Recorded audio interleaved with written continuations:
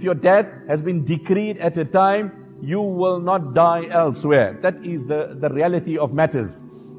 There's an incident mentioned in Madarikut Tanzil in the 21st juz, in Surah Rum, in the concluding verses of Surah Rum. فَلَا تَدْرِي نَفْسٌ بِأَيِّ أَرْضٍ تَمُوتُ فَلَا تَدْرِي نَفْسٌ بِأَيِّ أَرْضٍ تَمُوتُ. No soul knows where he will die.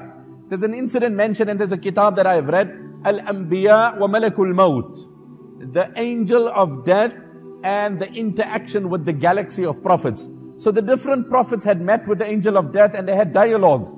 So there's an incident mentioned in this kitab, and I gave you, Allama Nasafi has mentioned it here under this ayah. I was telling you that death is inevitable when it has to happen. So the angel of death comes, and there was a person standing next to Suleman alayhi salam. And the angel of death looks at him. This person doesn't know this is the angel of death. And he looks at him in a very wary way, in a very different way, in a very uncomfortable way. After that, the angel of death disappeared. This person asked Suleman alayhi salam, who was that? He said, that's the angel of death. He said, he gave me a very frightening look, and I really got nervous about it.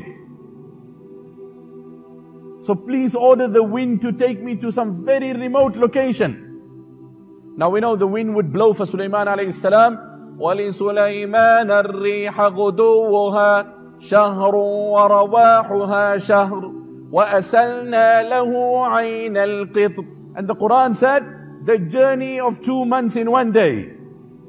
وَلِسُلَيْمَانَ الرِّيحَ غُدُوُّهَا شَهْرٌ وَرَوَاحُهَا شَهْرٌ وَأَسَلْنَا لَهُ. And the Quran said in another place, تَجْرِي بِأَمْرِهِ تَجْرِي بِأَمْرِهِ رُخَاءً. The wind of Suleiman was gentle, was passive, yet swift. So it wasn't aggressive. It wouldn't cause harm to nature. It was eco-friendly. There was no emissions of gas.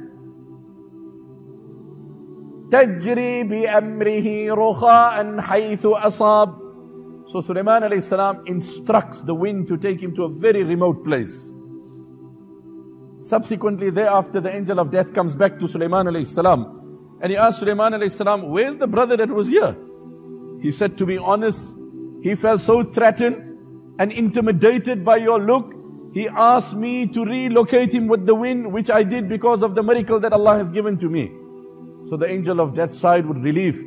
He said, I was wondering, because in an hour's time, I was given the command to remove his soul at a very distant place.